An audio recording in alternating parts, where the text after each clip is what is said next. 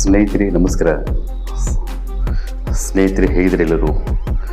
ಯಾರಾದರೂ ಮೊದಲನೇ ಬಾರಿ ನಮ್ಮ ಚಾನಲ್ ನೋಡ್ತಿದ್ರೆ ಈಗಲೇ ಸಬ್ಸ್ಕ್ರೈಬ್ ಮಾಡ್ಕೊಳ್ಳಿ, ಹಾಗೆ ಪಕ್ಕದಲ್ಲಿ ಕಾಣೋ ಬೆಲ್ಲೈಕನ್ ಒತ್ತಿ ಅಂತ ಹೇಳ್ತಾ, ಸ್ನೇಹಿತರೆ ಈ ವಿಡಿಯೋನಲ್ಲಿ ತುಂಬ ದುಃಖಕರವಾದ ಒಂದು ಸಂದೇಶ ಇದು.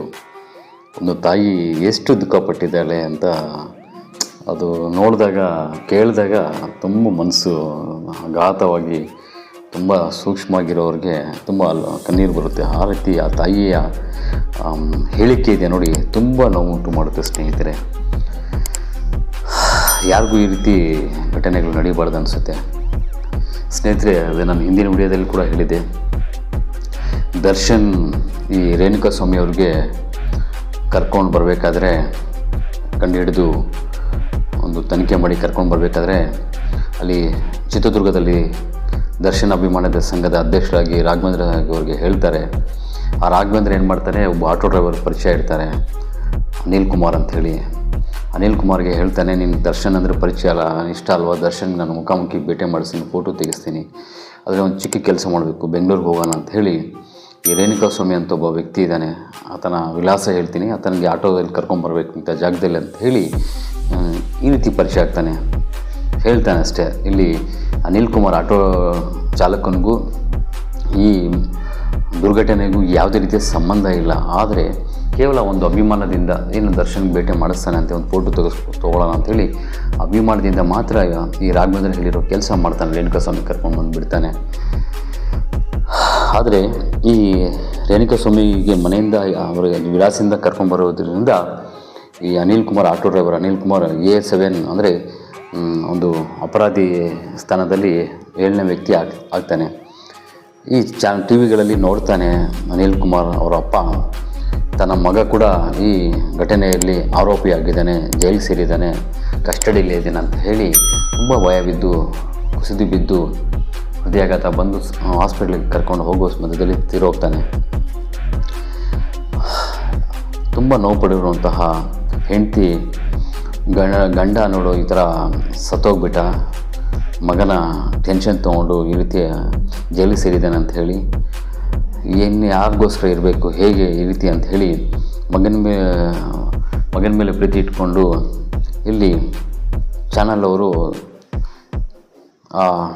ಸತ್ತೋಗಿರೋಂಥ ಹೆಂಡತಿಗೆ ಕೇಳಕ್ಕೆ ಹೋದಾಗ, ಏನಮ್ಮ ಈ ಘಟನೆ ಹೇಗೆ, ನಿಮ್ಮ ಮಗನೂ ಏನಾದರೂ ದರ್ಶನ್ ಅಭಿಮಾನಿನ, ದರ್ಶನ್ ಜೊತೆ ಯಾವಾಗಾದ್ರೂ ಭೇಟಿ ಆಗಿದ್ದೇನೆ ಅಂತ ಕೇಳಕ್ಕೆ ಹೋದಾಗ ಯಾವ ಅಭಿಮಾನಿನೂ ಇಲ್ಲ, ಅವನು ಮೊದಲು ಸಾಯಿಸಬೇಕು ಅವನು ದರ್ಶನ್ಗೆ, ಅವನಿಂದ ನಮ್ಮ ಮಗ ಜೈಲಿಗೆ ಸೇರಿದ ಆ ಸುದ್ದಿ ತಿಳ್ಕೊಂಡು ಅತಿ ಹೆಚ್ಚು ಒತ್ತಡ ತಗೊಂಡು ನನ್ನ ಗಂಡ ತೀರೋಗ್ಬಿಟ್ಟಾನೆ, ಈಗ ನನ್ನ ಮಗ ಅಲ್ಲಿಂದ ಬರೋವರೆಗೂ ನಾನು ಮಣ್ಣು ಮಾಡಲ್ಲ, ಗಂಡನಿಗೆ ಬರಲೇಬೇಕು, ನೀವೇನು ಮಾಡ್ತೀರೋ ಕಳಿಸ್ಕೊಡಿ, ಬರಲೇಬೇಕು, ಅದೇನೋ ಕ್ಲಿಯರ್ ಮಾಡಿಕೊಂಡು, ಅಕಸ್ಮಾತ್ ಬರಲಿಲ್ಲ ನನ್ನ ಮಗ ಬೇಗ ಅಂದರೆ ಇವನು ಮಣ್ಣು ಮಾಡಲ್ಲ, ನಾನು ಕೂಡ ಸತ್ತೋಗ್ತೀನಿ ನನ್ನ ಗಂಡನ ಜೊತೆಯಲ್ಲಿ. ನನ್ನ ಗಂಡ ಏನು ದುಡಿತಿರ್ಲಿಲ್ಲ, ಆದರೂ ಒಂದು ಮೂಲೆಯಲ್ಲಿದ್ದ, ಒಂದು ಮನೆ ಯಜಮಾನ ರೀತಿಯಲ್ಲಿ ನಾವು ನೋಡ್ಕೊಳ್ತಿದ್ವಿ, ನಾನು ಕೂಲಿ ಕೆಲಸ ಮಾಡಿ ಸಾಕ್ತಿದ್ದೆ, ನನ್ನ ಮಗನಿಗೂ ನಾನು ಸಾಕ್ತಿದ್ದೆ ಕೂಲಿ ಕೆಲಸ ಮಾಡಿ, ನಮ್ಮ ಕಣ್ಮುಂದೆ ಇದ್ದರೆ ಸಾಕು, ನನ್ನ ಮಕ್ಕಳಿಗೆ ನಾನು ಎಲ್ಲಿ ಈ ರೀತಿ ಘಟನೆಗಳಿಗೆಲ್ಲ ಒಂದು ಚಿಕ್ಕ ತಪ್ಪು ಮಾಡೋಕ್ಕೆ ಬಿಡ್ತಿರ್ಲಿಲ್ಲ, ಹಂಗೆ ಸಾಕಿದ್ವಿ ನಾವು, ಮನೆಯಲ್ಲಿ ಕೂಲಿ ಕೆಲಸ ಮಾಡಿ ನಾನು ಮಕ್ಕಳು ಸಾಕಿದ್ದೀನಿ, ನನ್ನ ಗಂಡನ ಸಾಕಿದ್ದೀನಿ, ಅಂಥ ಕುಟುಂಬ ನಮ್ಮದು.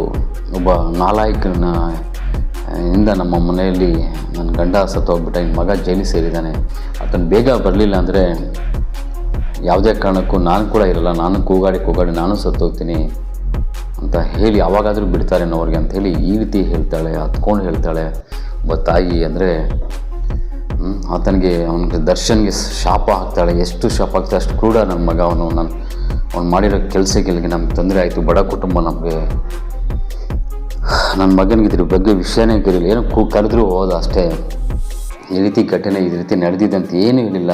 ಅವ್ನು ಯಾರೋ ರಾಘವೇಂದ್ರ ಅನ್ನೋನು ಕರೆದಿದ್ದಕ್ಕೆ ಹೋಗಿದ್ದೆ ಅಷ್ಟೇ, ನನ್ನ ಮಗ ಹೋಗಿದ್ದೆ ತಪ್ಪಿಗೆ ನನ್ನ ಮಗನ ಮೇಲೆ ಈ ರೀತಿ ಶಿಕ್ಷೆ ಹಾಕಿದ್ದಾರೆ ಅಂದರೆ ಇದು ಎಷ್ಟು ಸರಿ ಅಂಥೇಳಿ ಗೋ ಅಂತ ಅಳು ಮಾಡ್ತಾಳೆ ತಾಯಿ.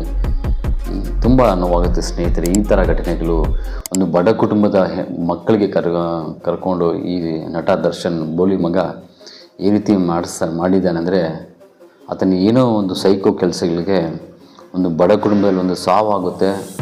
ಇನ್ನೊಂದು ಮಗ ಜೈಲಿಗೆ ಸೇರಿದ್ದಾನೆಂದರೆ ಒಬ್ಬನಿಂದ ಒಂದು ನಾಯಕ ಅಂದರೆ ಒಂದು ಹೀರೋ ಅಂದ್ಕೊಂಡ್ರೆ ಆತನಿಂದ ನೂರಾರು ಜನಕ್ಕೆ ಅನುಕೂಲ ಆಗಬೇಕು, ಯುವಕರಿಗೆ ಒಂದು ಅನುಕೂಲ ಆಗಬೇಕು ಹೊರತು ಆತನಿಂದ ಈ ರೀತಿ ಕಷ್ಟಗಳು ಬರುತ್ತೆ ಅಂದರೆ ಸ್ನೇಹಿತರೆ, ಇಲ್ಲಿ ಕೇವಲ ಈ ಅನಿಲ್ ಕುಮಾರ್ ಆಟೋ ಚಾಲಕ ಅಷ್ಟೇ ಅಲ್ಲ, ಮನೆಯಲ್ಲೆಲ್ಲ ತೊಂದರೆ. ಇನ್ನು ಜೈಲಿಗೆ ಸೇರಿರುವಂಥ 17 ಜನರ ಮನೆಗಳಲ್ಲಿ ಇದೇ ರೀತಿ ಪರಿಸ್ಥಿತಿಗಳಾಗ್ತಾ ಇದ್ದಾವೆ. ತುಂಬ ಅಶಾಂತಿ ಉಂಟಾಗಿದೆ. ತುಂಬ ಅವ್ರ ಮನೆಗಳಲ್ಲೆಲ್ಲ ಹೆಂಡತಿ ಮಕ್ಕಳು ಅಪ್ಪ ಅಮ್ಮ ಯಾವ ರೀತಿ ನರಕ ಅನುಭವಿಸ್ತಾ ಇರ್ತಾರೋ ಅದರ ಶಾಪ ಎಲ್ಲ ಈತನಿಗೆ ಆಗುತ್ತೆ ಸ್ನೇಹಿತರೆ.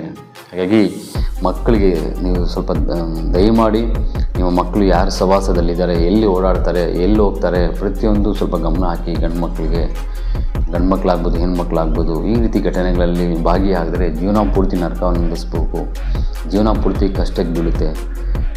ನೋಡಿ, ಒಂದು ಸೋಲು ಇವಾಗ ಈ ಪವಿತ್ರ ಗೋಡೆಗೆ ಇನ್ನು ರೇಣುಕಾ ಸ್ವಾಮಿ ಏನೋ ಮೆಸೇಜ್ ಮಾಡಿದಲ್ಲ, ಹೋದ್ರೆ ಹೋಗಲಿ ಅಂತ ಅವ ಮುಂದೆ ಅಂದ್ಕೊಂಡಿದ್ರೆ ಇವ್ರಿಗೆ ಏನು ಕಷ್ಟ ಬರ್ತಿರಲಿಲ್ಲ.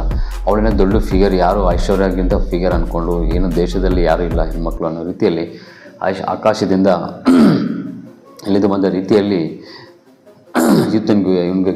ಇನ್ನು ಕುಡುಕನಿಗೆ 4 ಕುಡುಕನ ದರ್ಶನ್ಗೆ ಚಾಡಿ ಥರ ಹೇಳ್ತಾ ಅಲ್ಲ, ಅವನು ಅದನ್ನು ಸೀರಿಯಸ್ ಆಗಿ ತೊಗೊಂಡು ನಾನು ಒಂದು ನಾಯಕನು, ನಾನು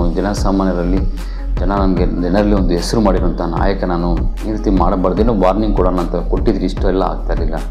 ಆದರೆ ಆತನ ಕ್ರೂರವಾಗಿ ಹೊಡೆದು ಆತನೇ ಬೆಲ್ಟಿಂದ ಹೊಡೆದು ಸಾಯಿಸಿ ಇವತ್ತು ಇಷ್ಟು ತೊಂದರೆಗಳು ತಂದಿದ್ದಾರೆ ಅಂದರೆ ಆತನ ಜೀವನದಲ್ಲಿ ಅವನು ಉದ್ಧಾರ ಆಗಲ್ಲ, ಅವನಿಗೆ ಒಂದು ಒಳ್ಳೆಯದಾಗಲ್ಲ. ಅಷ್ಟು ನಡೀತಿದೆ ಸ್ನೇಹಿತರೆ.